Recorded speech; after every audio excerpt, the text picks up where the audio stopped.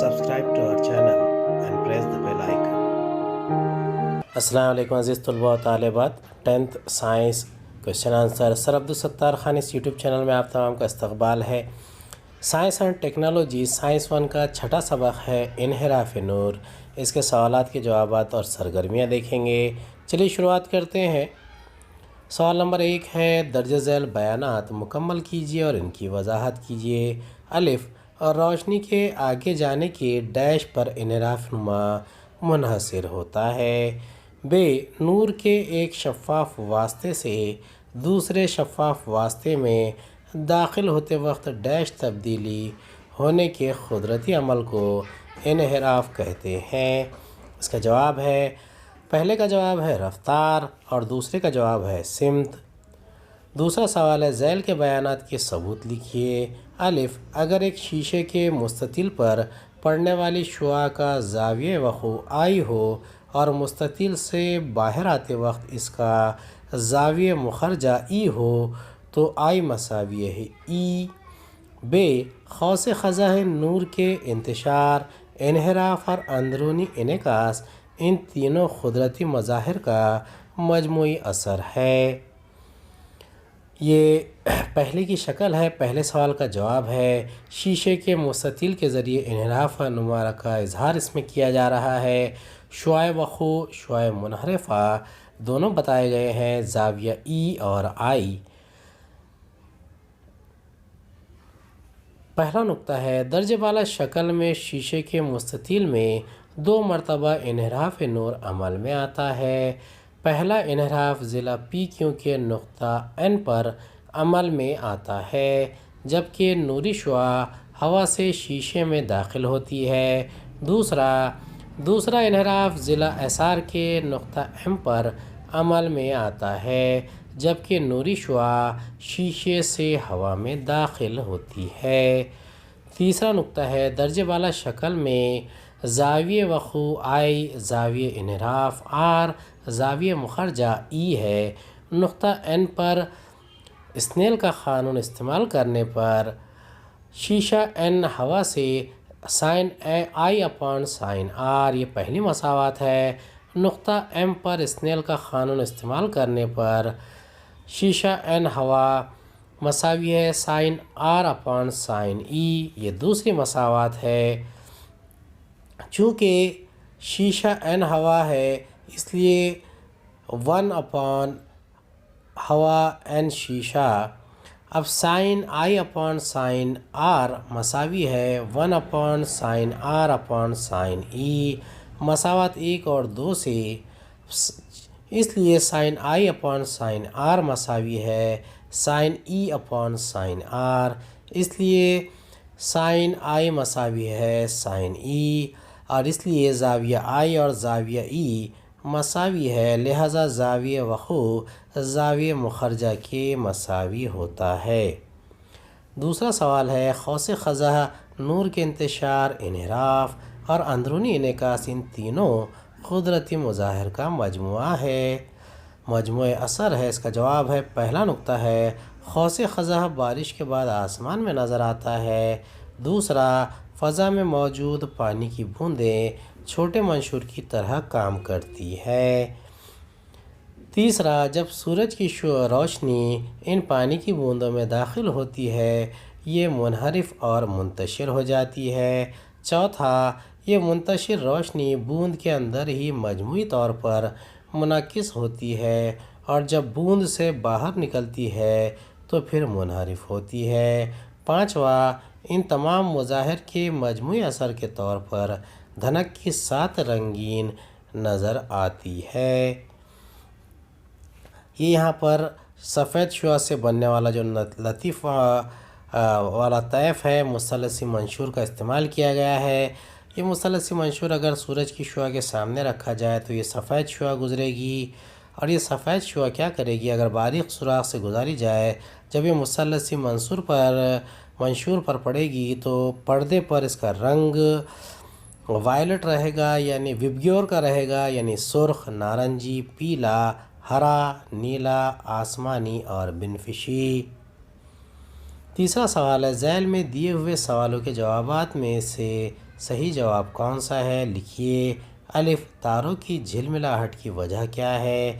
اس کے آپشن ہے ایک، تاروں میں ہونے والے وقتاً فوقتاً دھماکے، 2، زمین کی فضا میں تاروں کی روشنی کا انجذاب، تیسرا، تاروں کی حرکت، چوتھا، کرۂ ہوا کا بدلتا انحراف نما، سورج افق سے جب تھوڑا نیچے ہوتا ہے تب بھی ہمیں دکھائی دیتا ہے، ایسا کیوں ہے؟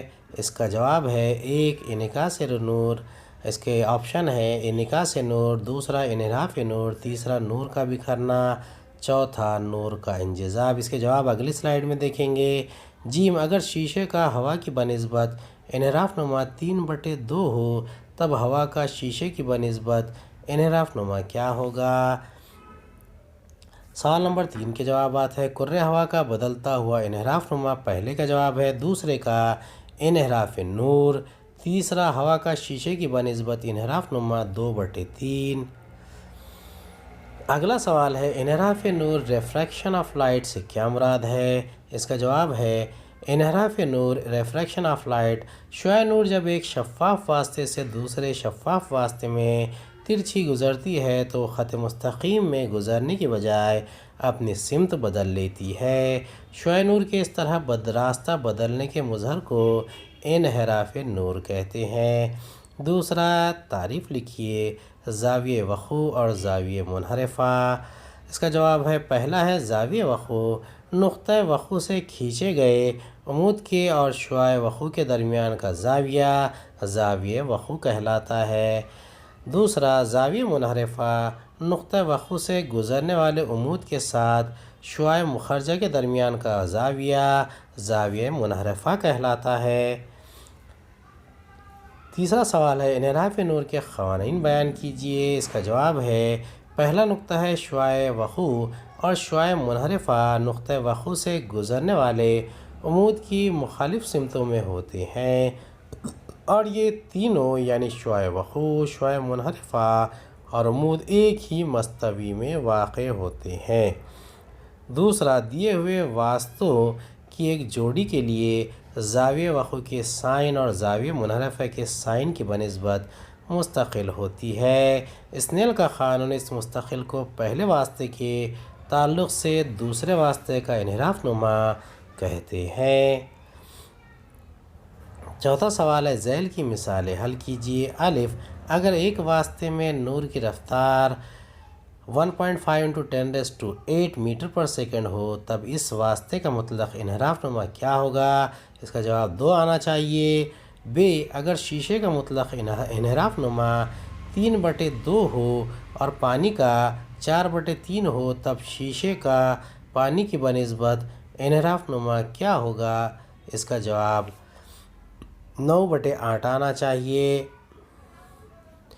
دیا ہوا ہے واسطے میں نور کی رفتار Vm = 1.5 × 10⁸ میٹر پر سیکنڈ، ہوا میں نور کی رفتار Va = 3 × 10⁸ میٹر پر سیکنڈ، مطلق انحراف نما A(n × m) = VA/V(m)۔